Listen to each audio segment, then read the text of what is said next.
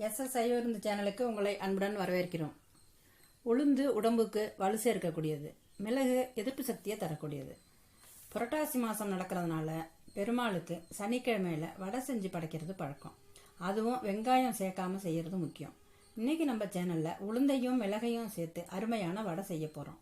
அதுக்கு முன்னாடி நம்ம சேனலை சப்ஸ்கிரைப் பண்ணலன்னா உடனே சப்ஸ்கிரைப் பண்ணிக்கோங்க. இப்போ வாங்க வடை எப்படி செய்கிறதுன்னு பார்க்கலாம். இன்றைக்கி நம்ம சேனலில் செய்ய போகிறது உளுந்து மிளகு வடை. உளுந்து மிளகு வடைக்கு தேவையான பொருட்களையும் செய்முறையும் இப்போ பார்ப்போம். 200 கிராம் வெள்ளை உளுந்து 2 மணி நேரம் முன்னாடி ஊற வச்சுருக்கேன். ஒரு பச்சை மிளகாய் 2ஆக கிள்ளி வச்சுருக்கேன். மிக்சியில் போட்டு இந்த உளுந்தையும் தண்ணி இல்லாமல் மிக்சியில் போட்டிருக்கேன். இதை கொஞ்சம் பாதி அரைச்சிக்கணும்.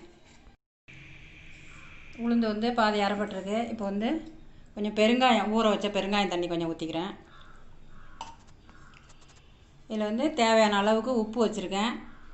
1 ஸ்பூன் மிளகு வச்சுருக்கேன். புரட்டாசி மாதமாக இருக்கிறதுனால பெருமாளுக்கு வெங்காயம் சேர்த்து செய்யக்கூடாது அப்படிங்கிறதுனால மிளகு சேர்த்துருக்கேன். மிளகு விட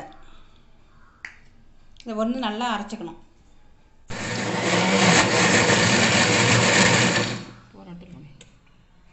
இதெல்லாம் ஊற்றினால கொஞ்சம் நல்லா பூத்து அரைச்சிருக்கோம். அது கொஞ்சம் ஆனால் மாவு தளர்வாக இருக்கும்.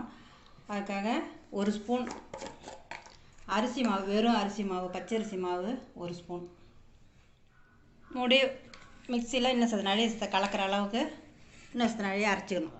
இப்போ மாவு உளுந்து மாவு அரைச்சாச்சு. இப்போ அரைச்சதை வேறு ஒரு பாத்திரத்தில் மாற்றிக்கிறோம்.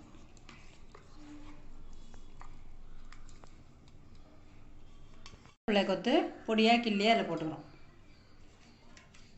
கருவேப்பிலை போட்டு நல்லா பிசைஞ்சு வச்சுருக்கோம். அடுப்பை பற்ற வச்சு வானொலி வச்சுருக்கோம். எண்ணெயை ஊற்றிக்கிறோம். வடை நல்லா முழு வேகிற அளவுக்கு எண்ணெய் ஊற்றிருக்கோம். எண்ணெய் காஞ்சிருச்சு. வடை தட்டி போடலாம்.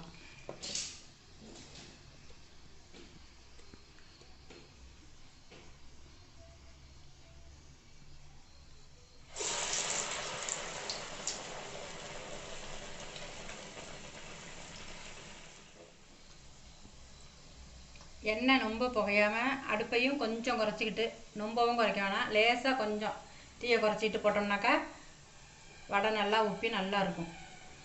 கலரும் நல்லா பொன்முருவலாக கலரும் நல்லாயிருக்கும்.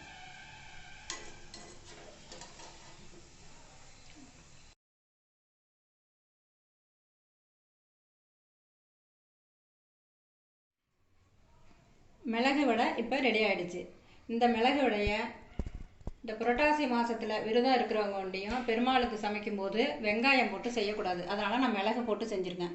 இந்த மிளகு வடையை நீங்களும் இதே மாதிரி வீட்டில் செஞ்சு சாப்பிட்டு பார்த்துட்டு எப்படி இருக்குன்னு கமெண்ட்டில் சொல்லுங்கள். இந்த வீடியோ உங்களுக்கு பிடிச்சிருந்துன்னு சொன்னால் லைக் பண்ணுங்கள், ஃப்ரெண்ட்ஸுங்களுக்கு ஷேர் பண்ணுங்கள். இதுவரையிலும் நம்ம சேனலை சப்ஸ்கிரைப் பண்ணலைன்னா உடனே சப்ஸ்கிரைப் பண்ணிக்கோங்க. பக்கத்தில் தெரிகிற பெல் ஐக்கானையும் ப்ரெஸ் பண்ணுங்கள். அப்போ தான் நம்ம சேனலில் வர்ற வீடியோவை நீங்கள் மிஸ் பண்ணாமல் பார்க்கலாம். நன்றி, வணக்கம்.